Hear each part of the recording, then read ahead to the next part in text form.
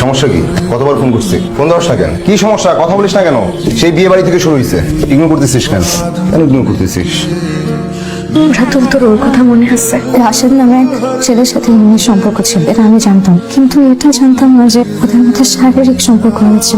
সেদিন আমাকে অনেক বোঝায়, যা হওয়ার তা তো হয়ে গেছে। পরের দিন ঘুম থেকে উঠে সব শেষ।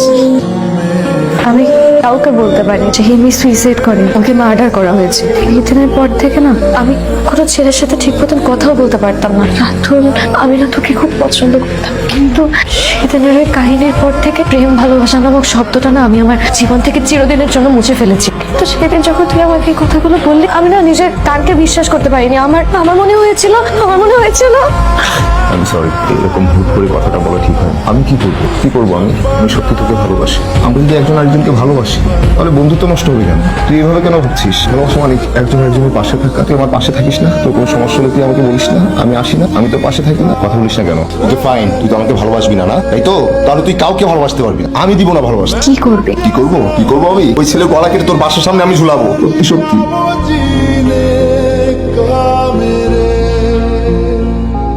আমরা কি ঘুরতে আসছি? হ্যাঁ। কি হ্যাঁ? তখন থেকে তুমি ফোনের মধ্যে ডুবে আস। কার সাথে এত কথা? কে মেসেজ মারবে? আরে ওই যে ওই ছেলেটা, শারমিনের বিয়েতে দেখা হলো না? ও তোমার নাম্বার পেলো কিভাবে? শারমিনের কাছ থেকে নিয়েছে। এতই যখন রাগ, তাহলে ওই পার থেকে এই পারে আসছো কেন? একবারে চলে যেতা। চলে যাবো? আরে কি একটু জিনিস হয়েছে, এই নিয়ে এত রাগারাগি? কি ব্যাপার? দরজা খোলা কেন? চোর ডাকাত কি বলে কই আসবে? আমি ইঞ্জিনিয়ার হাসিব। আমি আপনাকে চিনি না। কি হচ্ছে? আস্তে, শারমিনের থেকে ঠিকানা নিয়ে বাসায় আসছে। আমি অত কিছু বুঝতে পারছি না কি হচ্ছে। তুমি কিচ্ছু বুঝতে পারতেছো না, তুমি কিচ্ছু জানো না। তোমার ভালোবাসা হাওয়ায় হাওয়ায় উড়ে উড়ে চলে আসছে এখানে। তুই আশকা দিছিস, তুই কথা বলছিস, তোর বারবার বলছিস তুই কথা বলবি না। তুই কথা বলছিস, তুই চ্যাটিং করছিস।